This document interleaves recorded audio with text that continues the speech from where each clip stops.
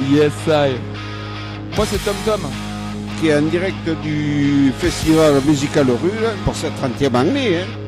Pour l'émission Sound Love du son et de l'amour. C'est un peu alternatif, c'est une musique qui passe bien. Sur Radio Fil de l'eau représente le Gers. Tu m'entends là quand je fais 1, check, this, check, 1, 2. C'est magnifique. Ok, donc ça va, je suis donc Tom Tom pour l'émission Sound Love du son et du love sur une petite radio gersoise qui s'appelle Radio Fil de l'eau. Donc tu vois, tout est dans le titre, ça fait un peu radio pour vieux, mais bon, moi c'est l'émission Sound Love, donc comme je te disais, du son et de l'amour. Et si je suis venu te voir, Louise, c'est parce que tu vas parler au nom de, on peut dire une compagnie, c'est une compagnie, qui se présente comme étant la plus petite fête foraine du monde. Alors moi je m'appelle Louise, je suis chargée de communication pour la compagnie des réseaux. Donc on est une compagnie brestoise et on est venu au Festival Musique à la rue pour présenter une nouvelle création qui s'appelle La plus petite fête foraine du monde, qui est, alors on n'appelle pas ça nous vraiment un spectacle, mais plutôt un dispositif artistique. Très bien. Si alors c'est quand même assez grand mine de rien pour une petite fête foraine. Comment le décrire simplement pour nos auditeurs? Tout simplement, en fait, c'est une fête foraine théâtrale. Donc, comme dans une fête foraine, on a plusieurs attractions. Ici, on en a 8. Et le public est invité à circuler de la fête foraine, à choisir son attraction, et puis à partir pour un voyage de 3 minutes. 3 minutes de théâtre, 3 minutes de poésie d'un poète contemporain qui s'appelle Charles Penquin. Et après ces 3 minutes, il peut passer à l'attraction suivante, où il peut continuer son tour dans la fête, continuer son tour dans le festival et revenir plus tard. Enfin, c'est un dispositif, nous, qu'on joue en continu pendant 3 heures, et là, pendant 3 jours.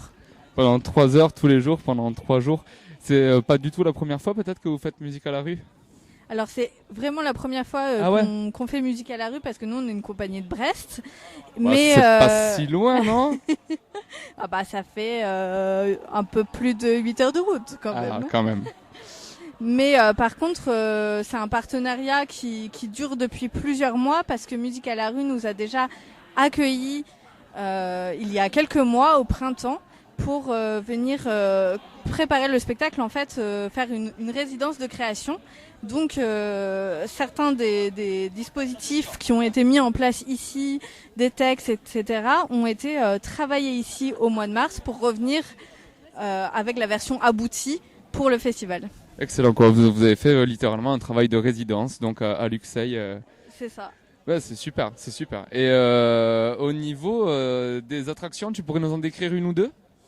Alors celle qui est devant moi, nous on l'appelle entre nous le poney. Et donc c'est un vélo, un tricycle avec un comédien habillé en tenue de camouflage parce qu'on est le plan Vigiculture, et qui va inviter donc pour 3 minutes un habitant, un acteur de cette fête foraine, un passant, n'importe quoi, qui va s'installer donc sur ce tricycle et mettre un casque pour pouvoir écouter justement ce texte de poésie contemporaine dont je parlais, et aussi mettre un masque sur les yeux, ce qui fait qu'il est emmené dans le noir à travers cette fête foraine. En voyage, littéralement. Et est-ce qu'on peut s'attarder peut-être sur parce que c'est le seul poète du coup que tu me citais, c'est Charles Péquin. Charles Penquin. Penquin, d'accord, et tout tourne autour de ces textes-là. En fait, tous les textes qui sont présents dans la plus petite fête sont des textes de plusieurs recueils de ce poète Charles Penquin. Et pourquoi celui-là en particulier? Alors ça, c'est donc ce serait Charlie Windelschmidt, qui est le metteur en scène de la compagnie, qui répondrait mieux que moi, mais je vais quand même essayer de le faire. Donc en fait, c'est un poète contemporain avec des textes voilà, très, très pointus, et en même temps avec beaucoup d'humour, qui parlent du quotidien, mais d'une façon très poétique, et qui, moi je trouve, peuvent toucher de façon très différente. On n'entend en fait jamais la même poésie à chaque fois qu'on l'entend, et puis à chaque fois aussi, selon où on est dans la fête, ça prend une résonance différente. Donc on trouvait ça intéressant d'amener avec une façon ludique qui est la fête foraine, un poète contemporain assez pointu finalement. Excellent. Et du coup, quand tu parles de poète contemporain, on est sur quelle année à peu près? C'est un poète qui écrit de ce jour et qui est Qui écrit de ce toujours jour vivant. et qui continuera à écrire pendant. C'est ça. Excellent, super. A Et, priori. est-ce que par hasard, il aurait déjà eu l'occasion de vous croiser sur la route ou de voir un peu ce rendu?